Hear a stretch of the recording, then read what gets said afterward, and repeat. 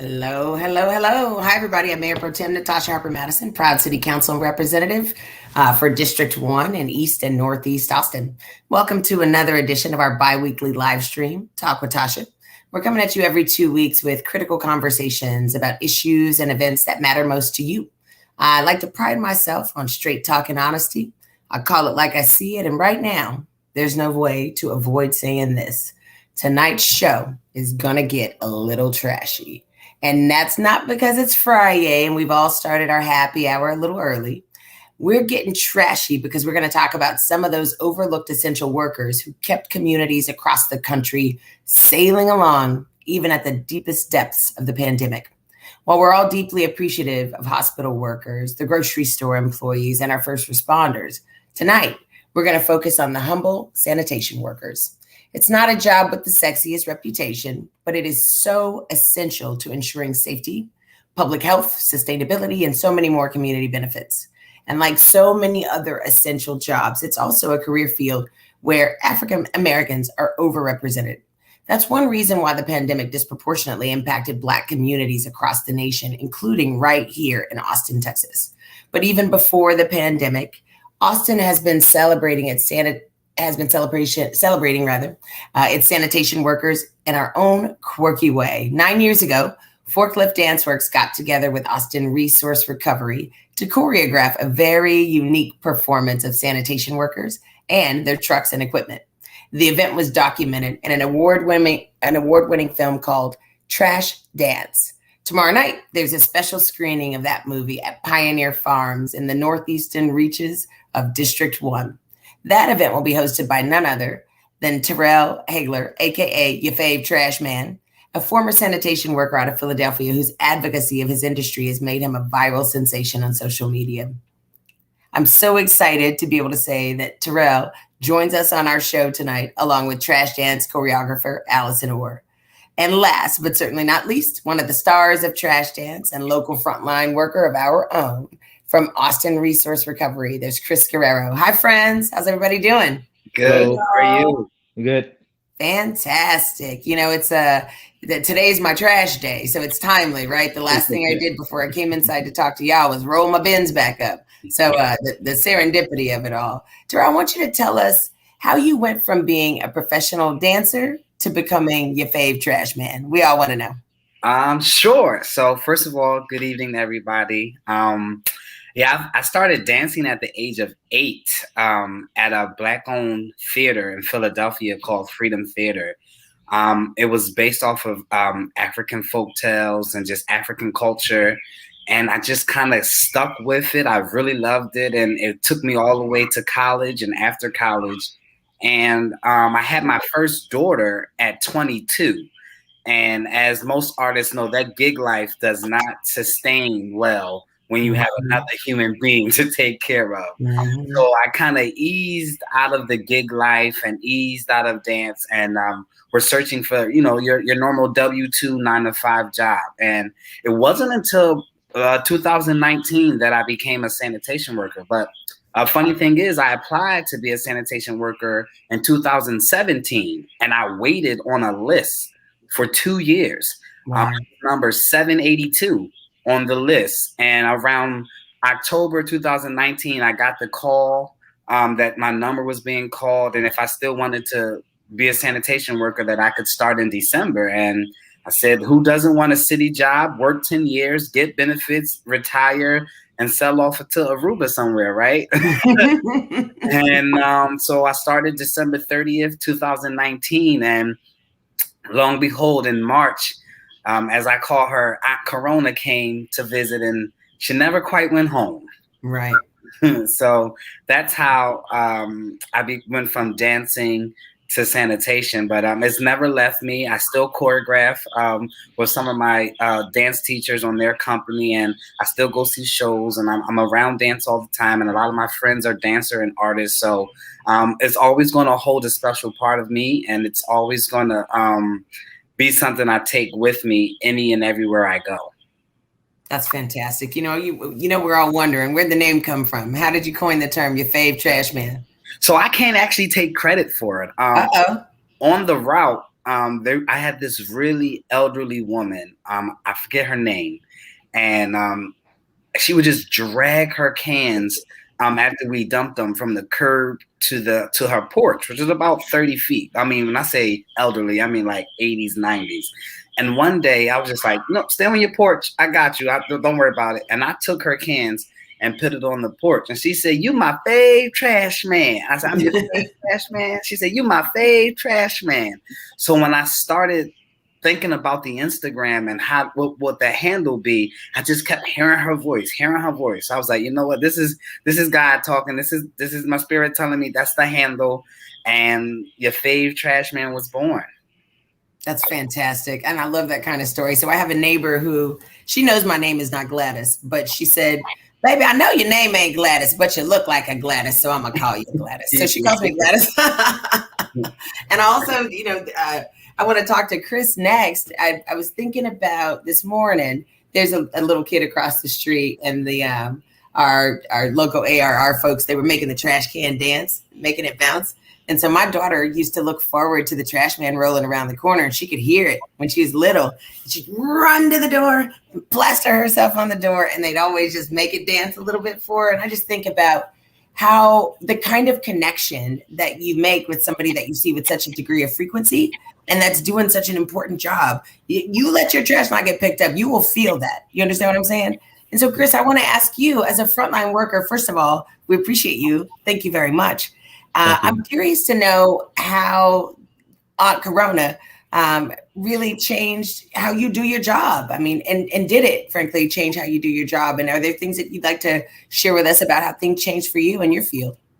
Well, how it changed, it got a little bit difficult because it limited the interaction that we had with our guys. Every morning we come in and, everybody huddle in the office, grab our paperwork, talk about the day, what's going to happen, give information.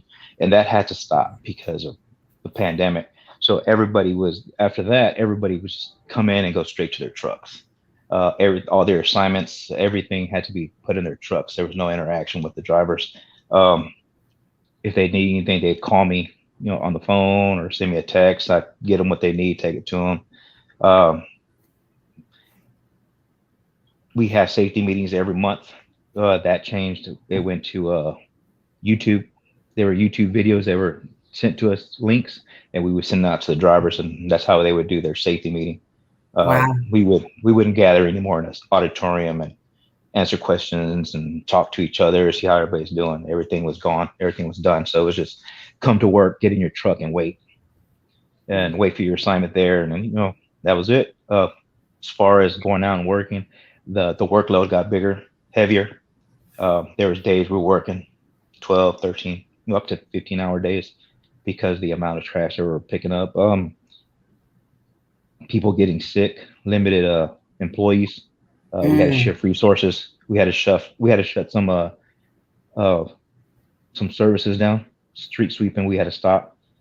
Some of the services that we really didn't need, right, that weren't really that essential, we had to stop to cover for the other employees that weren't there. So it got kind of tough. Would you say that things, now that we're getting back online, would you say that things are starting to ease up a little bit, or are we still just trying to find our footing again? No, it's kind of easing up. People are still scared. Drivers are still scared. They come in, but they kind of stagger. They don't come all in at once. So they'll come grab their assignments and go straight to their truck. And if they do talk to me, they'll talk to me about themselves. They don't want anybody else around. Try to limit the contact, but it's kind of getting better. You can see it. Well, that's good, and that's totally understandable. Allison, I'm curious. So for anybody who doesn't know, tell us about Trash Dance. Tell us how it came to be. How has it developed, as this local phenomenon? I mean, I was telling Terrell earlier that, somebody in my office follows his Instagram, and he's like, way down there, and so there's certainly something special that y'all have created here. How did it all come to be? Oh, absolutely, Natasha. I mean, so I'm a choreographer with founded Forklift Dance Works here in Austin. And we like to say that we make dances with people who you don't think of as dancers. And we are really working with, I've gotten to work with expert movers, people who have a virtuosic sense of movement, really from a career of work. So the first project that I had the honor of doing was with the fire department back in 2001, and I embedded within the department and rode out on the back of fire trucks. But I had always had my eye on sanitation, knowing that, seeing the employees come down my street. I think we all have a sense of the physical labor, like the hard work that it takes to pick up trash. But I also knew that there would be great stories, really important stories to tell, and that I wanted to understand more about what it took to keep my city clean and to clean up after me and my family. And so I approached the sanitation department, took my video with the project with the fire department, and they agreed. And I think Chris can speak to this. Chris was one of the stars of the show, but I think what really resonated with the employees was a chance to tell their story on their terms and show the skill and grace and beauty in the work. And also that they're more than trash men and trash women. There's plenty of women in the industry that they're fathers and artists and love to barbecue and are, part-time this and part-time that they've got full lives. And often the image that we have of a sanitation worker is pretty one-dimensional.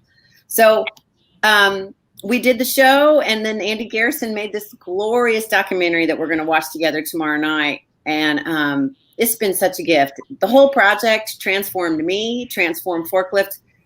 It changed my life. So everything I've made since the trash dance, people just compare everything else to it. And that's something. That was good, but. So we're just so honored, me, Chrissy, the whole team at Forklift, so honored to be back with Chris, have Terrell here in Austin to be celebrating our city sanitation workers, our essential employees that have kept our city safe and running. Through such a challenging time. Well, I can't wait to see it. Terrell, I wonder, have you seen Trash Dance yet? And if so, as a dancer, what are your thoughts? What do you think of it? It's amazing. If it was up to me, I'd say we start a dance company at ARR and have them tour. I know Chris it was 10 years ago, Chris, but you probably could still get down and dirty if you needed to, But as a dancer, I just respect the art, and now have been a sanitation worker, it makes sense. Like, it all makes sense. There's a technique, there's a grace, because you don't want to get hurt. And see, me in Philadelphia, I've been talking about this the whole time. Philadelphia doesn't have tippers. We're still all manual. So we're still lifting and throwing the trash in physically and literally. So now being down here in Austin and get to run the tippers, and I'm like, oh, I got to go talk to somebody in Philly. But it's just the thought that after seeing the movie and the documentary, and then being here, I'm like, who wouldn't want to be a part of this project and just dance with your trash truck, dance with your instrument that you use every day? This is dope. So I just appreciate the art. Awesome. Thank you. I really appreciate that. I'll bounce back over to Chris. So, excuse me. But what would you say are new challenges that our Austin resource recovery workers really face? And then have there been any pleasant surprises along the way? It's one of those things so I've been telling people COVID took a lot of things from me that I'm sad about, but there's some things that I'm not so sad about. Handshaking, for one. I am so happy that I could just fist bump for the rest of my life. I'm real good with that. So I just wonder, what would you say are new challenges, and what would you say are things that maybe came out of it that you didn't expect? New challenges would be interactions with the customers. So we used to have, customers come out and say hi to us, give us drinks, a glass of water or something. That doesn't happen anymore. They say hi now from the doors. They come out, they wave at us. Kids used to come to the trucks and stand in, want to look inside of it and, get close to us and, shake our hands or say a fist bump. Nah, that doesn't really happen anymore. Everybody stays their distance. They still say hi to us, but, from a distance. As far as pleasant surprises, just glad to see everybody coming to work every day, because it was bad for a little while. When you say bad for a little while, you mean, between people getting sick and then just not being. yeah, people getting sick. If they weren't sick, their family members were getting sick, and then we had to worry about if they were going to get sick and not seeing them for time. Hearing somebody get sick and then be gone for a long time and hoping they're okay. But now everything's slowing down. Vaccines coming out. You're starting to see more and more employees coming back to work. Gotcha. That did get sick or did have family members that were sick. Well, I'm happy for so many reasons that all of us are really starting to get back to normal. I think everybody's having a little bit of a stutter step. I've been watching folks try to figure out, are we shaking? Are we hugging? What exactly are we doing? But I really am happy to see us all really getting back to what we're accustomed to and being able to be around each other. And, that said, Allison, I wonder about the screening this weekend. Why now? Well, we approached Austin Resource Recovery a number of years ago about screening this film. I mean, this is just our signature project. It really is. Like I said, it's what everybody compares everything else to for Forklift. And we are celebrating, believe it or not, our 20th anniversary this year. We've been an arts organization in Austin now for 20 years. Wow. And this is one of our biggest collaborations that has taken us not only to work with numerous other city departments and communities here in Austin, but actually around the world, which is pretty amazing. And, Terrell and Chris and I have a vision, y'all, of sanitation workers dancing all around the world together. So we're going to get going. We've talked about that. But so it felt like, so we've been talking with Austin Resource Recovery and the employees and leadership there. And then it just like this, we were finally safe and clear. We were talking all through last fall about when can we go back.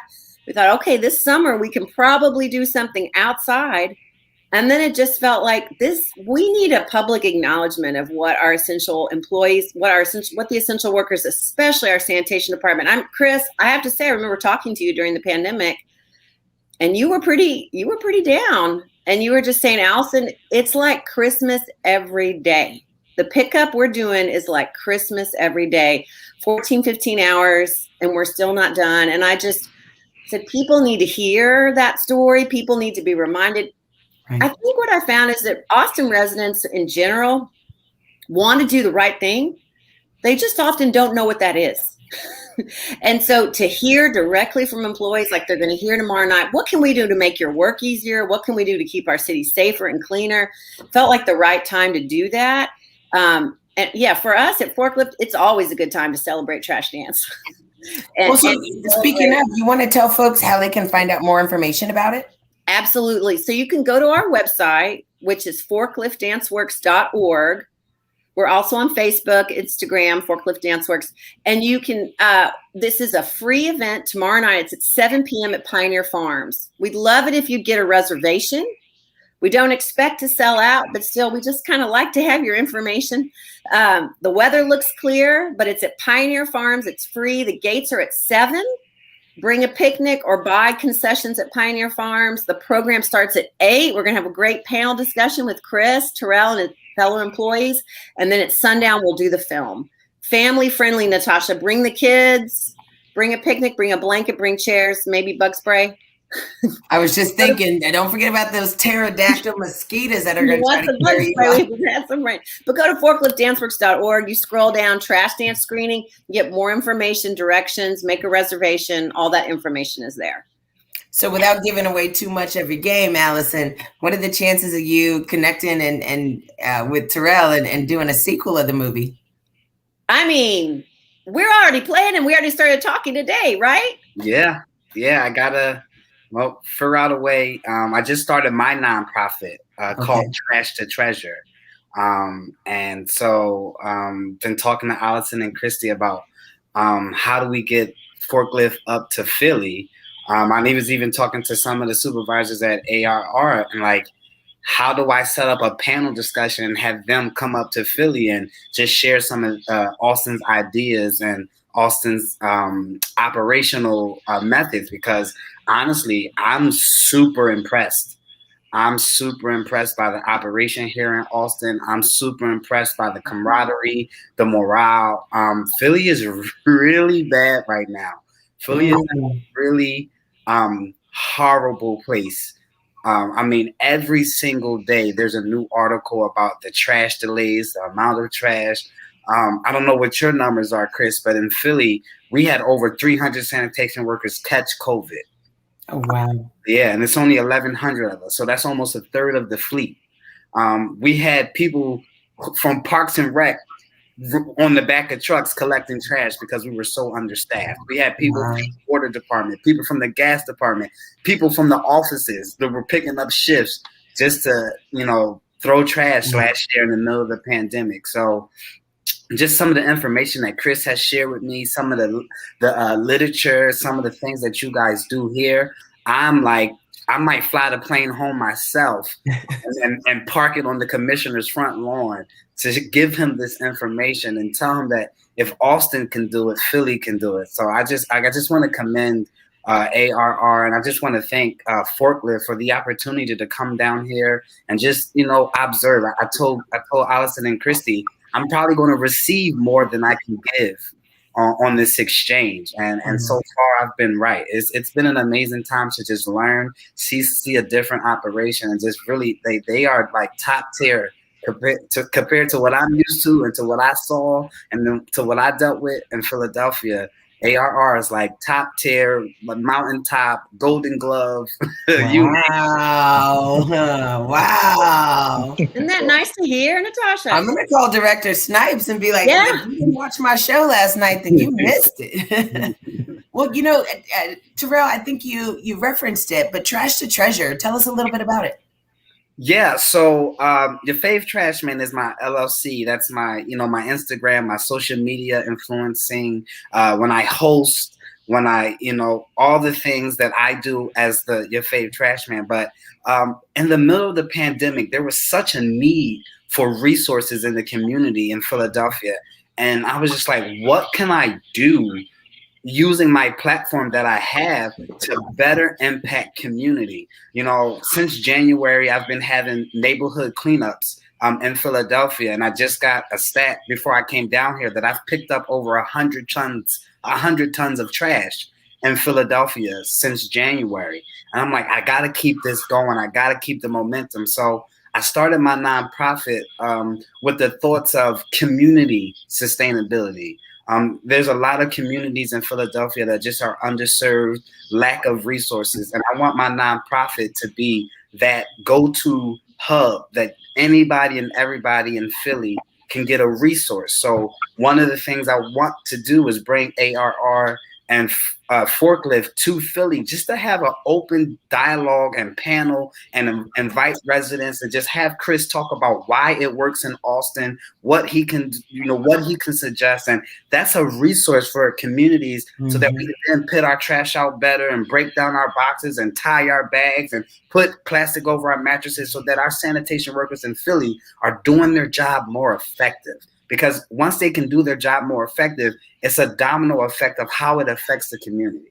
Absolutely. And it's definitely, excuse me, it's definitely a partnership.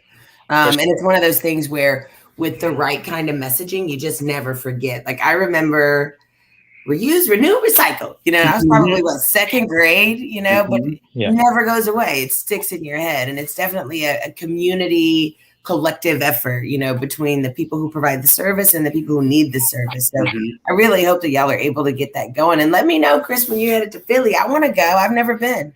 Oh yeah, everybody getting cheesesteaks. Look, that's all you had to say. You don't even know me enough to know that I am highly food motivated. All you got to do to get me to go anywhere is offer me food. I'm going.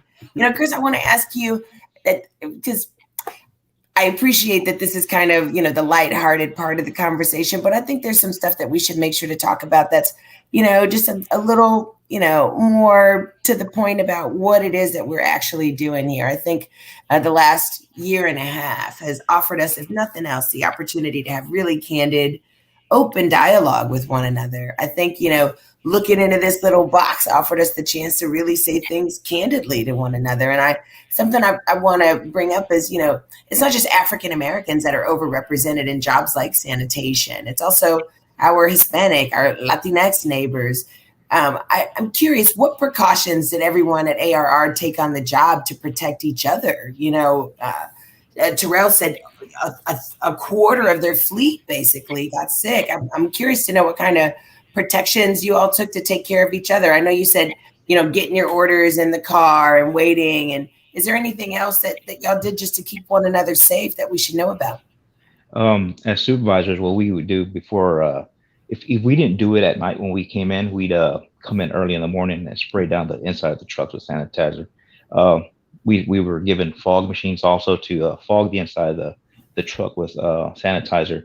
That's something we would do for our drivers, so that because we would switch trucks every other day because of people not coming in. So we'd have different drivers in there. So if they were to forget to sanitize the truck at night, then we were there as their backup to help them. So we were doing stuff like that, making sure that they had all the equipment, and sanitizer, hand wipes. We were giving them nylon gloves, extra pair of gloves, because we didn't know when customers were putting out bags of trash, we didn't know what was in the bags, because we don't look in them. So we had to grab it because it's trash. So we were giving them 2 pairs of gloves, one for them to drive the truck, and one for them to put on when they're grabbing the bags, and then put some sanitizer on them, put them back where they got them from, just in case they had to use them again, just for them to be careful. I really appreciate all those precautions. I know y'all did a lot to keep people safe, and it's just so critical. I'm sorry, did I talk over somebody? No, I just wanted to say that even that is like mind blowing for me, because the way I got my platform was because Philadelphia's sanitation department did not do any of those things. I had to sell T-shirts in Philadelphia at $20 a pop. I sold 2,000 T-shirts. I raised $32,000 on my own, and I bought hand sanitizer, disinfectant spray, KN95 masks, gloves. I spent $32,000 on PPE and cleaning supplies, because they were just giving us basically napkins and face masks, and was like, this is all we have. So even the fact that you guys had fog guns and you sprayed the truck, and then so those are like, anybody watching this that's in Austin who thinks it's bad, you haven't seen bad. You really haven't. You haven't seen getting in the truck and then you're halfway through your route and you find out, oh yeah, the person that was driving your truck just tested positive. Yeah. Stuff like that. So I'm just really like blown away on how prepared, how meticulous, how strategic you guys were here. And it's really, I just clap my hands. I just keep clapping. Yeah. I'm so happy to hear that. And I know, Chris, that has to make you feel amazing. It's one of those things where you don't realize sometimes that you need somebody to appreciate how hard you work to do what you do until you hear it and you're like, thank you. that feels really nice. So thank you. And Terrell, I actually have another question for you. So, excuse me, African Americans have been,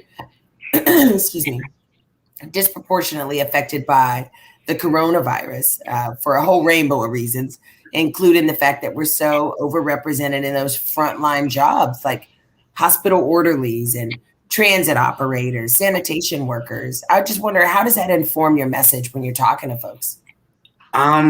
It is my message. That is the core of my message. Anytime I talk about sanitation or essential workers in Philadelphia, 93% of the fleet is brown and black workers, men and women. Did you say 93%? 93%. Wow. And don't quote me on this, but I believe like 25% or 20% are reentry citizens who have records. So when you look at it, like, not only is it brown and black, but then you have people who have records. And then when Governor Wolf comes out with a hazardous pay grant, and you're like, oh my God, he's going to come out with a hazardous pay grant and everybody's getting extra $3. And you look at the list and they got everybody from nurses, doctors, grocery store workers, people packing at Walmart, gas station attendants, and sanitation's not on the list. And it's just a blow. It's just a major blow. And so anytime I can talk, anytime I can speak, I always say a phrase, and I've been saying it since, I've become an advocate for sanitation workers. Don't just call us essential. Treat us essential. This is the time where you have to show me how you feel about me as a sanitation worker. Don't tell me, don't say thank you, don't give me the fist pump, but let's write some policies. Let's change some operational things. Let's get some new ideas and leadership. Let's pass some laws. Let's do some things that are tangible to show how much you care about sanitation workers. And it's not just in Philadelphia, it's across the country. I think hazardous pay should be a thing just because we're sanitation workers. Sanitation is the third or fourth most hazardous job in the world. It is a proven fact that being a sanitation worker, you come in contact to over 100 hazardous materials in one shift. And we don't get hazardous pay. But when we get hurt and all that other stuff, they want to rush you back. I'm just talking about Philly. I don't know about ARR, but they want to rush you back or they put you on sick abuse. And it's just like, how do you expect me to keep waking up in the morning with these conditions? Like, enough is enough. And the pandemic showed a light on an issue that was way before the pandemic started. And now that I have this platform and I have these resources and I have these connections with Congress people, I'm not going to stop until hazardous pay is a real life thing. And sanitation workers across this country are receiving at least $5 extra an hour from the federal government getting hazardous pay.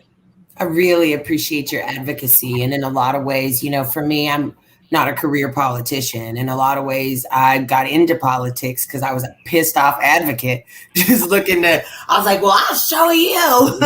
I'm going to go be a policymaker. And I think that's how it starts. It definitely starts with somebody just deciding enough is enough and we have to get it together. We say all the time here on the council that our budget, it expresses our values. It's a moral document. Where you put your money tells you what your values are. So I really appreciate that sentiment. It's so critical and so important. Thank you for sharing that.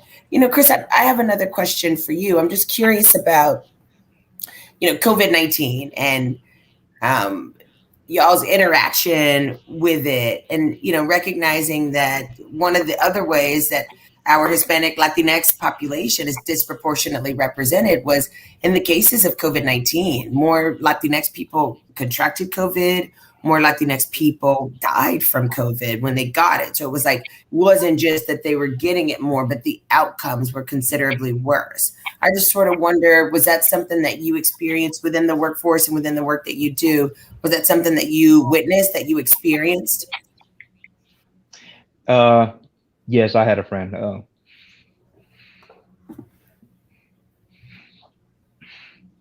Yeah.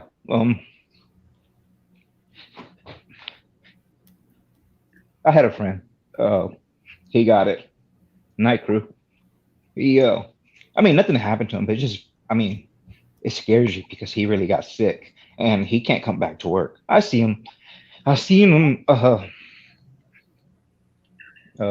maybe 2 months ago, something like that. And he's on a ventilator now. He talked to me about it. He said it was bad. It scared him. He thought he was gonna pass. And you think about that. And I'm sorry.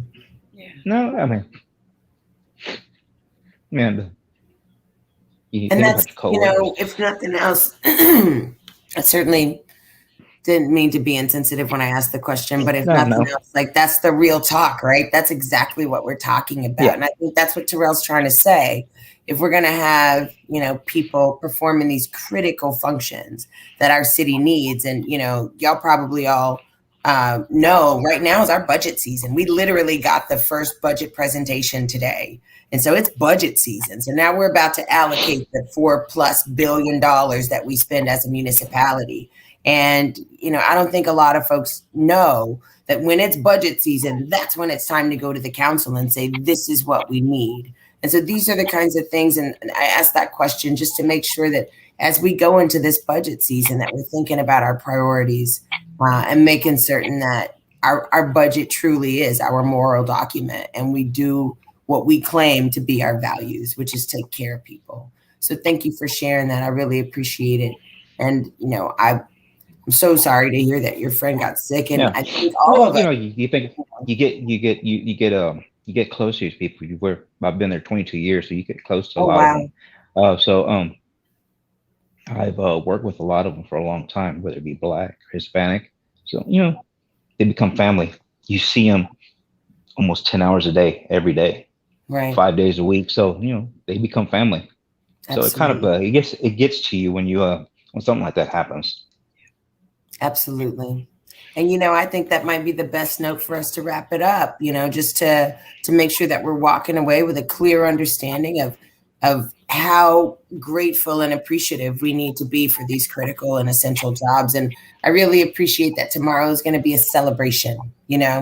Tomorrow is a celebration of the people that we appreciate so very much. And Allison, I wonder if you want to give them one last plug on how they can come on out and be involved. Yeah, and tomorrow Chris and the team are going to share some things that Austin residents can do right now to support their sanitation workers. So come and learn.